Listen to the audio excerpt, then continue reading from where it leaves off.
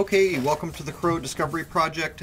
This is one of the first edits that I had ever done on my channel, and there were some copyright issues, both on the music that I had running with this. It was a version of Gig in the Sky that was done by some of my nephews and their friends, and I had played guitar on it. YouTube didn't like that. There were also a couple of images that I had used and a small clip which had a problem. So what I did is thought it might be fun to go back and look at the old footage that was all shot prior to, I think, about June of 2013. That's a guess, but it's the older footage shot with my old equipment, the 8-inch Schmidt Cassegrain Meade telescope that I bought in the mid-90s, and a Canon T2i, so you can gauge. So many people ask me how they can do what I do, and I always tell them, you know, I started with a Canon T2i DSLR, and those are quite cheap comparatively now because they're not new technology. But the footage you're looking at here was shot with a Canon T2i.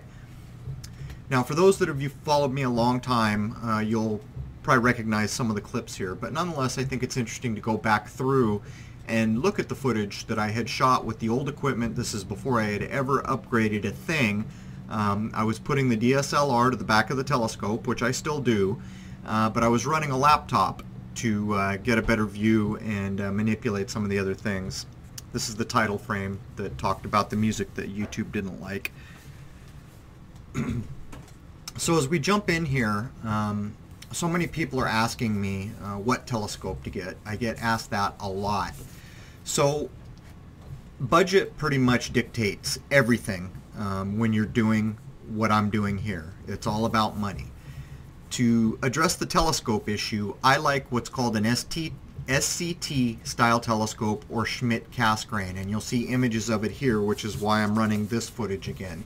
What it allows you to do is have a short compact scope that works very well for filming, but the cool thing about it is the rear cell where your eyepiece would normally go has a 2-inch fitting, and you'll see it here in a minute, and you buy a simple T-ring adapter, take the lens off the DSLR, use the T-ring to connect to the back of the telescope, and you'll see that in just a second here. What I'm doing here is just zeroing out rings and things on the scope. You saw me aligning to the compass points. I messed up on the label, but I knew which directions they were, because I figured out I didn't have to align to stars if I just simply pointed the telescope perfectly leveled and zeroed just off south. It would track well enough for me to film the moon. So that's what that was all about. I called it a pseudo alignment. So this is just setting up the old stuff, and I'll show you here in a minute why SCT or Schmidt Cassegrain style scopes are so cool in my opinion for filming. I've always used them, and I probably always will. So here I'm taking the lens off the DSLR, that's the Canon T2i, and there is the T-ring, you know, 25 bucks, something like that for a T-ring adapter, and it screws right onto the rear cell. This is a light filter, because when I was in San Diego, the city lights were totally polluting the sky, and it's that simple. There you see me taking the DSLR with the T-ring and going straight to the back of the scope. So in essence, what's going on here, the telescope becomes a telephoto lens. More or less. There's no zoom, but yeah. So that should answer for people what I think is probably the most useful system for filming for the average person. So other than that, it comes down to budget. And back in the day, I was using a laptop because I needed a tether program for the Canon. And what that allows you to do is, instead of looking at that little window on the back of the camera, you would use your laptop with a tether program made by Canon, and it would just give you a bigger view. It lets you do a few other things. But these days I don't do that anymore. I simply run an HDMI camera off, or cable off the camera to basically an HD TV. So you can get HD TVs at Walmart pretty cheap these days, and it just gives you a much bigger view. When I first started filming, that's the view I got, was that little window on the back. That's how I was doing everything for, I don't know, quite a while. I don't remember how long, but I'd sit and stare at that little window. And there's the improved view with the laptop. But these days, almost all the new DSLRs have an HDMI output, and so you can just take a cable and go to any HD TV, and that gives you as big a view as you need. So when I first started doing this, so many people hadn't really seen or experienced any of the things, the type of video I was posting, and they thought it was birds. So back in 2013, I felt the need to post this, which just shows a number of birds that I had chosen very carefully because they look closest to the objects that I post. But all of these clips right here are definitely birds. And we'll run through them real quick, and then we'll get into some of the objects.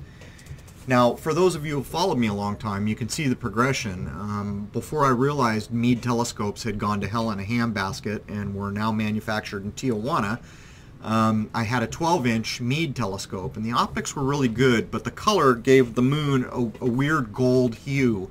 And so that was one problem, but the real problem was that the equipment failed nonstop, which is why I no longer buy Meade products. I have switched to Celestron, and I want to mention that too for the people who are interested in filming for themselves. And I urge everyone, you know, you shouldn't take my word for any of this. You know, I've made promises that everything I show you here, nothing is manipulated. I don't run deceptive video. If I'm running it here, it's damn close to what I shot, maybe brightness or contrast, other things done to the clip, but you are seeing what I filmed, which includes the lunar wave. So this is why I'm very happy to hear when people get their own telescopes and go out and do it for themselves, because they see very quickly that taking someone's word for what's going on over our head is a far cry from going out and getting firsthand experience and just witnessing all the things that are going on that you will never be told about. So there it is. You know, don't believe what I'm telling you. This video is not a lie. I mean, when you see the video, you're seeing what I shot. But what I think I have shot, there's no need for you to just believe me because I said it. Go out and do it for yourself. Even binoculars or small cameras will get the job done to some degree. And cameras are getting so much better now that a number of the new cameras can zoom in pretty tightly on the moon without a telescope at all. That was a strange object, the one that just went by. I actually saw it because I was looking at the moon as it went by, and then glanced down after it had gone through the camera frame. When I got inside and edited it, it's just kind of a head scratcher. It looks like it should be an object that's way too close to the camera, but I physically saw this with my eyes, not looking at the back of the camera, and it looked like a shadow go over the moon, so that one's a bit of a head scratcher. As we run through these, there were two edits that I did. This is the first edit that has a number of the objects that I shot from 2012 up to late in 2013 using the original equipment that I had.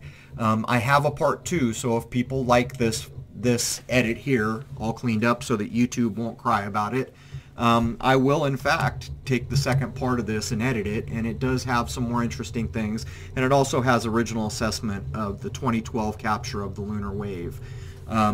This one has both of what we called the boomerangs. You're looking at one, or have just looked at one of what I called the boomerang. It's clearly different, but if you look at both of these edits back to back, it just shows how much is going on up there, and it also demonstrates just how many of these small black round things there are in the night sky above our heads that we would never see if we didn't have the moon backlighting them. And at this point, there's so many people out there who have filmed them. Randy's filmed them. Richard 205 Maria, both of those individuals have filmed the lunar wave now. They have filmed them in Texas and in New Jersey, which demonstrates that you know, anyone can do this. And the interesting thing to me about these black objects is that if you consider that you're looking at a half a degree of sky roughly when you're looking at a full moon, that you can hold your pinky up at arm's length and cover it, and you're filming all these objects transiting the moon, in my view, that really demonstrates that there is a hell of a lot of objects up there. I mean, there must be. If I can look at a very tiny half a degree of sky and film so many things over the years that I've been doing this, it staggers the imagination to think, what if we could get a better look somehow without the moon backlighting all the objects that must be all over the place up there. But there is no doubt these small black round, well, I say small because they look like that. I have no idea how big they are because I don't know their distance from me. But these round black objects that often look like they have a halo or a magnetic-y fuzz around them, they're predominant in all the filming that we do. And we do occasionally catch other things, but there must be tons of these things up there. That's the only conclusion I can draw. At the time that I posted this, I had a much different viewpoint of the night sky than I do now, and I think that's mostly experiential. As time has gone on, you get an experience that allows you to almost predict, in a way, the things that you're going to film and see. And when I say predict, I don't mean sit down and I'm going to film a black thing, but when something happens, like when I do film one of these black objects, I look at the time, I look at the time of year, and sometimes I can predict that this is going to happen a few times tonight, and quite often I'm correct. Other times I'll go a whole night, all the way up to 9:30, 10, 10:30, not having filmed a thing, and I'll walk away confident that I won't be missing anything. And this is just from experience. In terms of the lunar wave, what we know about that now is so many people, probably rightfully so, have their doubts about what the lunar wave might be, but they want to go out and try to see it for themselves. First off, you should understand the lunar wave is one of the hardest things you'll ever try to film. The only thing that's harder is maybe to film a satellite you can identify. If you film near the equinoxes in March and September, we know pretty much for a fact, because it's been predicted twice now, that those are the best times to catch a lunar wave. The lunar wave has been filmed twice after the summer solstice. It has never been filmed, to my knowledge, anywhere near the winter equinox or in the months rolling up to December, Christmas time, or after. So if you want to go out and try to do it, that's what we can tell you about the timing of the lunar wave. But filming any old time certainly adds to what we know, because you never know what you're going to get, and it could just be that in the winter time we have not been able to film as much. That's a possibility, or we simply weren't filming when the time was right. So there it is.